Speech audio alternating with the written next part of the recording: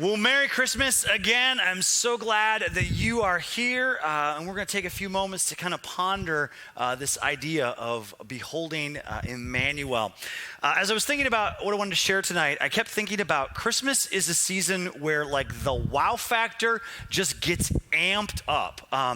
Example of this, and you can see it everywhere, but our family, we live in South County in Missouri, across the river.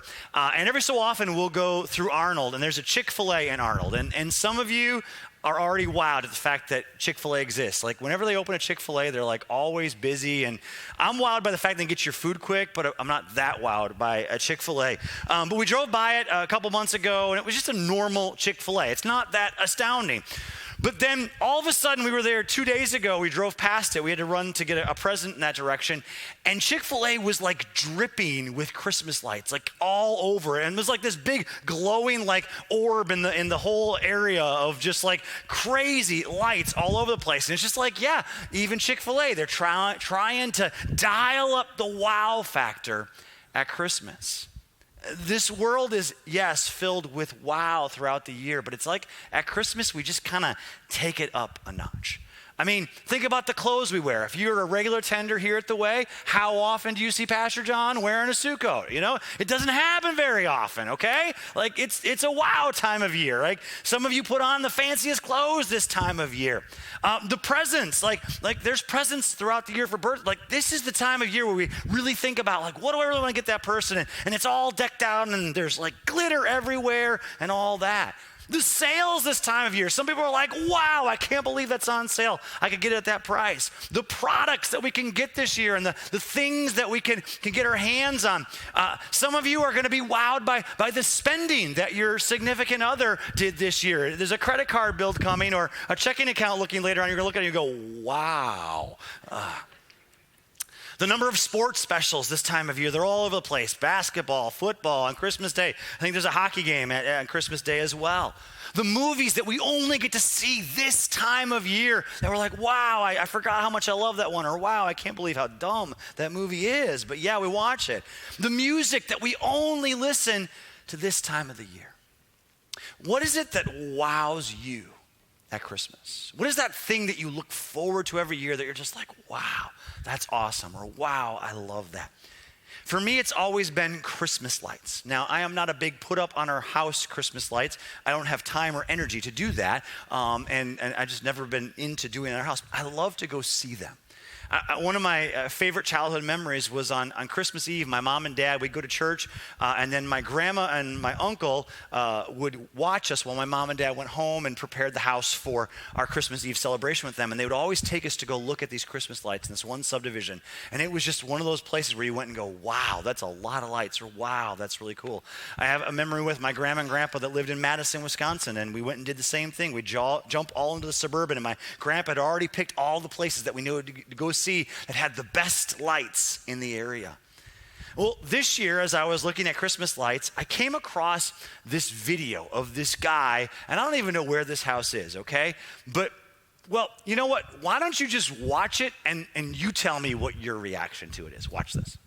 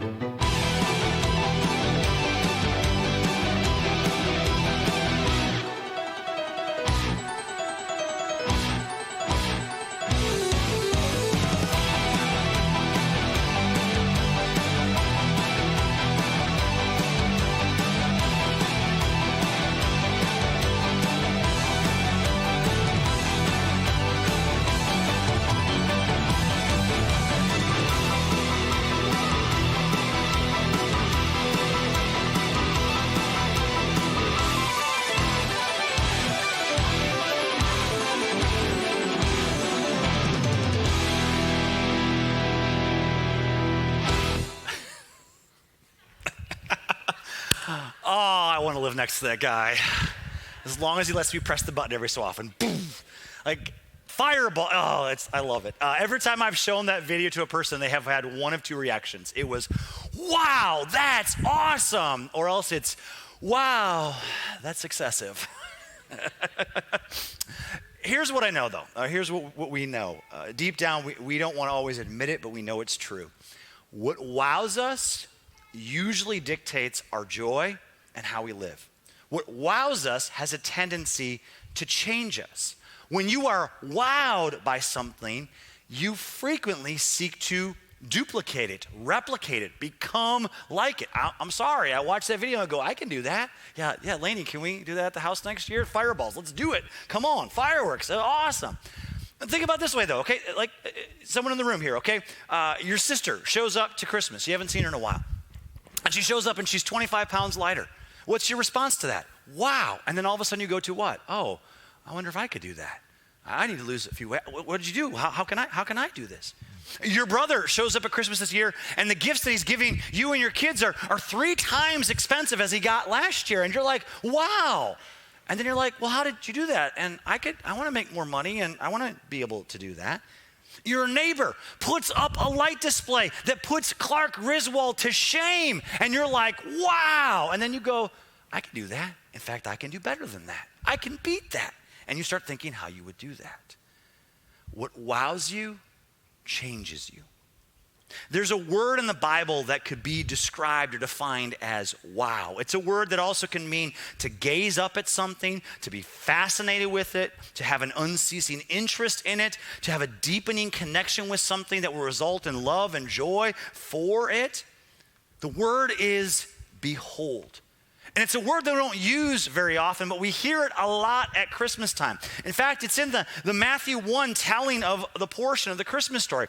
It's mentioned twice. Let me read it to you. Matthew 1:18 says this, "Now the birth of Jesus Christ took place in this way.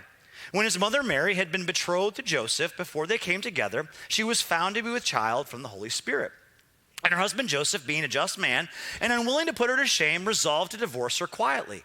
But as he considered these things," here's the first one, "behold, an angel of the Lord appeared to him in a dream, saying, 'Joseph, son of David, do not fear to take Mary as your wife, for that which is conceived in her is from the Holy Spirit. She will bear a son, and you shall call his name Jesus, for he will save his people from their sins.' All this took place to fulfill what the Lord had spoken by the prophet, who said, 'Behold,'" there's a second one, "'behold, the virgin shall conceive and bear a son, and they shall call his name Immanuel,' which means God with us." See, when the Bible uses the word behold, for the most part, it really takes on 2 forms. The first one is it invites someone to come and look at something, to behold it. Think of about a billboard that you see on the side of the road as you're driving down the road, inviting you to come check out that product, or a ringleader at a circus who's outside of the circus, the big tent, saying, "Come in, check it out. We want you to see this." It's this invitation to the hearer to stop what they are doing and decide to enter in, to look, to want more information about what's going on. A few months ago, we were in bed and sleeping. It was about 2 o'clock in the morning, and my wife all of a sudden wakes me up. It's like, do you hear a tornado siren? And sure enough, the tornado siren was going off, and it was kind of weird. We're like, what's going on here? In that moment, I was invited to look, to behold, to get more information about what was happening there. And so I grabbed my phone and looked, and like, sure enough, there's a tornado warning way out in West County, Missouri, nowhere near us. And thankfully, we didn't have to run down to the basement and take the kids down there and the dogs down there and hunker down. But it was this moment where I was invited to figure out what was going on, to behold, to look and see what was happening. The other form of beholding that we get in Scripture is less an invitation and more a command. It would be described as, "Look now." Have you ever been driving a car with a passenger in the car? Maybe your whole family's in the car. And you're driving down the road and you see something on the side of the road that is disturbing, it's crazy, it's interesting. What do you do in that moment? What do you say to the passengers? You say, "Look." That's not an invitation, that's a command. Do it now. What you're essentially saying is, look now, or the moment will pass you by. What I am seeing is so outrageous, so amazing, so interesting that you gotta see it. So look now. Behold, look now. When we hear these words from the prophet Isaiah, we are commanded and invited to look. Look at what?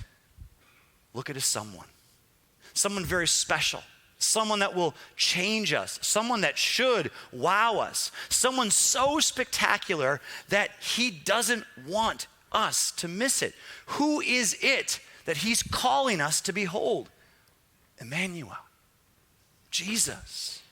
Jesus, who was prophesied to come for thousands of years before he showed up on the scene. Jesus, who was conceived without an earthly father. Jesus, whose existence in his mother's womb, when she came close to to his aunt or to his cousin in her womb, leapt. His cousin leapt with joy. Jesus, who angels appeared to both his mom and his earthly father with instructions of what to call him, of what was happening, of how to proceed forward. Jesus, whose earthly name means God saves. Jesus, who angels appeared to shepherds to say, come and see, he's arrived, he's here. Jesus, who later on wise men from the east would come from afar to visit him, to see him, to worship him and present him with gifts. All these things about Jesus' birth should cause us to be intrigued. But are you? I mean, actually, like right now, still this day, however many years since you first heard about Jesus, are you wowed by Immanuel? And by that I mean, do you still behold him? Ask yourself that question. Is the reason that Christmas is so special, that you've been waiting so long for it to come, that you've done all the preparation, you've put up all the decorations, you've everything that you've done, is it because you know that this is the season where you get to think and ponder and reflect and remember that Jesus came? Or has it become about something else? Has the story of Jesus become so normal? Or have you deemed it unbelievable that what wows you at Christmas has nothing to do with the true meaning of Christmas? As we sit here tonight, you are faced with a choice. And it's one of the toughest choices that you have to make. And it's a choice that you get to make tonight and tomorrow and the next day and the next day and the next day, because it's a choice we get to make every single day. We can behold Immanuel, or we can behold someone or something else. And the choice to behold someone or something else, well, that will result in exactly what many of you experience right now in your daily lives. Intermittent highs and lows depending on your current emotions and status, and things that are based on the progress of your expected life trajectory. Always trying to get something, be like someone, gain the applause of someone else.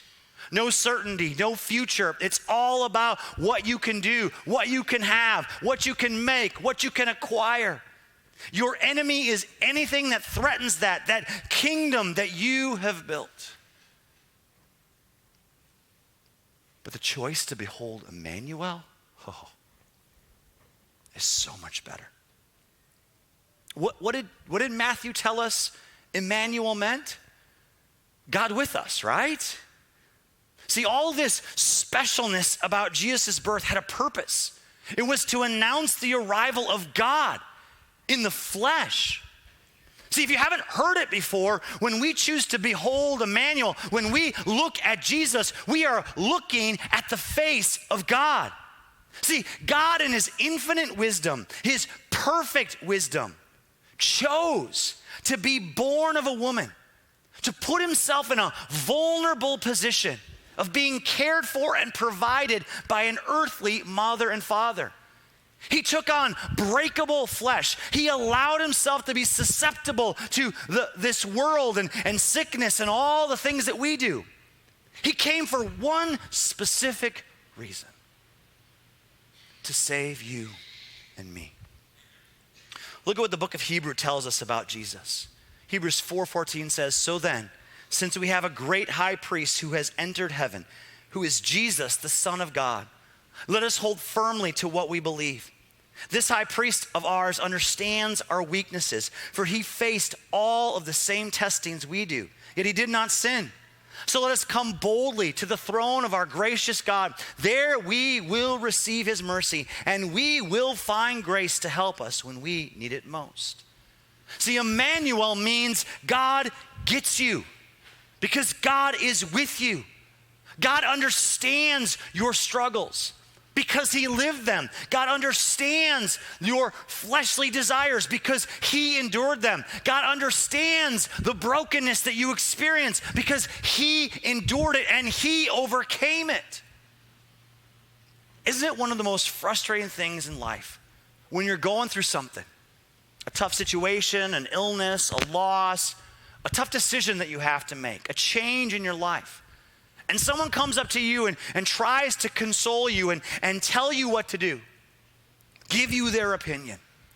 Young folks in the room, especially those in your college years, this happens to you a lot at Christmas. You go to your aunt and uncle's house and your aunt comes by and says, "Oh, that boy you're dating, he's no good. No. Or, "Oh, I don't think you should be doing that in school and you should be doing this. You should go study this." And everybody seems to tell you what you should be doing with your life. It's irritating sometimes. Why is it so irritating? Because it just seems like everybody wants to give you their opinion. But none of them have been in your position. None of them have ever had to make the decision that you're making. Until someone approaches you and says something like this: "I've been there before." I had this happen to me one time where I was dealing with a situation in life where I had to make a decision. And it felt like everybody was just coming up to me and saying, here's what you do, do this. And then this guy came to me and said, I've been there before. And he really had been there before. You know what happened? His words meant so much more. His advice, well, it was way more helpful. Why? Because he'd been there before. He felt what it felt like to make that decision. And he was on the other side of it, reminding me that there was life beyond that decision. Jesus is the same, but so much more. Not only can he say, "I've been there, I've experienced what you're going through, I've taken on human flesh, I know what you are feeling," but he can also say this: "I'm with you in the midst of it, and I'll be with you on the other side of it." See, when you behold Jesus, you realize he is with you right now. He promised it. Hebrews 13:5. "I will never fail you. I will never abandon you." Matthew 28:20. "I am with you always, even to the end of the age." It all begins with beholding Immanuel. Remembering that God is God and that he is with you. And see, that's the hardest part, isn't it? When we're experiencing life, when things are going good, when things are going bad, we don't remember that God is with us. We have a tendency to go to what makes us happy, what we desire, what someone else tells us, what the world tells us. It's often really hard to remember that God is with us. A while back, someone on our staff shared a video with me about this pastor that was telling the story about little Jesus. And he tells the story about how he was doing a message series and he made some comment about everybody needs a little Jesus. We just got to go and share a little Jesus, and we got to just be a little Jesus today. And they found these little Jesus figurines and they started giving them out to people all over the place. And it was just cool how it just took like wildfire. And well, when that happened and we were thinking about Christmas and we were thinking about the theme of God with us, I was like, we need some of these little Jesuses, okay? And so we went and bought a bunch of mini Jesuses, okay? And if you want to put that picture up for me, Andrew, of the one at my house there, this is what he looks like, okay? Little Jesus, all right? And what we have for you guys tonight is when you leave today, and some of you I saw were taking boxes before you came in today because they were out on the table. We have these little boxes out there, and they have this little Jesus in here. And what we want you to do is we want you to grab one of those tonight.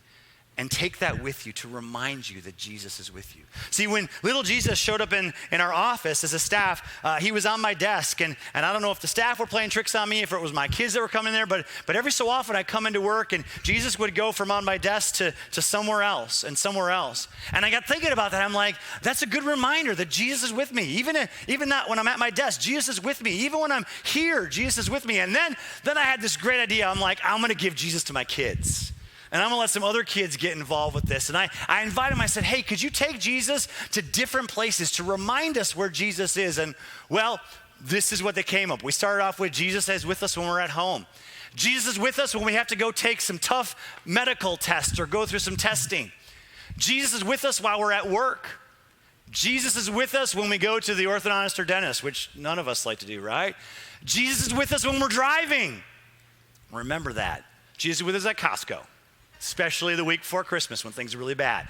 Jesus is with us at Hobby Lobby, and especially when we swipe the card to pay for the stuff at Hobby Lobby. Jesus is with us while we're doing dishes. Jesus is with us when we're at the post office, waiting in line. Jesus is with us when we go out to dinner with friends. Jesus is with us when we're at church together with our church family. See, the reality is that Jesus is with us all the time. And so we're gonna give you one of these Jesuses. And we want you to take this, and here's the two things I want you to do with this, okay? I want you to take a picture, be creative, of where Jesus is with you. Because he's with you everywhere. And the reason I want you to take that picture is I want you to remember that. I want you to look at that and be like, yeah, I remember Jesus is with me there. He's with me there. He's with me everywhere. I also would love for you to take that picture and share it, okay? Here's how you can share it. You can hashtag it on your favorite social media, whatever outlet that you use. Use hashtag God with us or hashtag little Jesus, okay? And if you want to tag us as a church on it, we'd love to see those as well. But here's why I want you to do that. Because it's a witness to others. When you post that, when you share that, you're reminding others that Jesus is with them as well. Jesus is with you. It's a great reminder. I'll tell you this. I'll tell you a sweet story that happened just the other day. So I went to go visit a lady who is on hospice care. And we were chatting with her. And we were talking. I knew she wasn't going to be here tonight. And so I was sharing with her a little bit about my Christmas message. And I was talking about little Jesus. And she looked me in the eye and she said, can I have a Jesus? Can I have one here by my bed to remind me that he's with me? And you know what I said. Sure. And we made sure she got one. But that's the power of Jesus. That's the power of knowing that Jesus is with you. I know it's a little fun toy and it's a little goofy thing. But behind this is the reality that Jesus really is with you. That's what we behold at Christmas. Immanuel, God with us in the tough and the easy, in the joy-filled moments and in the sorrow-filled moments. He is with us. I'm going to invite the band out here as we get ready to light candles. But as we close, let me read from John chapter 1. It says, in the beginning, the Word already existed. The Word was with God, and the Word was God. He existed in the beginning with God. God created everything through him, and nothing was created except through him. The Word gave life to everything that was created, and his life brought light to everyone. The light shines in the darkness, and the darkness can never extinguish it. Did you catch that last part there? I love how this verse reminds us that God is with us. And most importantly, that nothing can extinguish that. His light shines in and through Jesus yesterday, today, and forever. What else can give you this guarantee? The lifetime guarantee that I will not forsake you. I will not break. I will not run away. I will not walk away from you. I will not turn aside to you. I am with you always. Nothing in this life can give you that guarantee, but God can, because he's promised it. Scripture says God is with you, and he means forever. It's his promise. No matter how dark it gets, no matter what you go through, no matter how far you've run for him or how bad you think you are, God is there with you saying, come, be with me, welcoming you to be part of his family. And church, that's why we light candles on Christmas Eve, to remind us to behold Immanuel, the light of the world, who has come into the darkness to shine and continues to shine today just as brightly as he did when he first showed up on that scene over 2,000 years ago, that first Christmas. So here's what I want you to do right now. I want you to go ahead and grab your candle out right now. And I'm going to go over here and grab my candle as well. And we're going to light a candle tonight to remind us that Jesus is with us. Here's how we're going to do this. In just a moment, I'm going to go over there and light my candle from the center candle right there, the white one. If you have an Advent calendar or Advent candles at home, you probably know this, but that white candle signifies is the Christ candle. It's the last candle lit, reminding us that Christ has come. And after I light my candle from that, I'm going to come over here, and the hospitality team will be up here, and they're going to light their candles, and then they're going to spread out through the room and reach to you. They're going to come down the aisles. Here's how we light candles around here, okay? This is the safe way to do it, all right? The person who has the flame and already the hot wax keeps their candle straight. The person next to them tips their candle to light it on it. If you tip your candle with the flame and the wax on it, bad things happen. People don't like you, okay? So just don't do it, all right? Keep it up straight, all right? And have the people come over and light their candle, and then we'll just do that. Then you keep your candle straight, and the next person, until that grows throughout the room.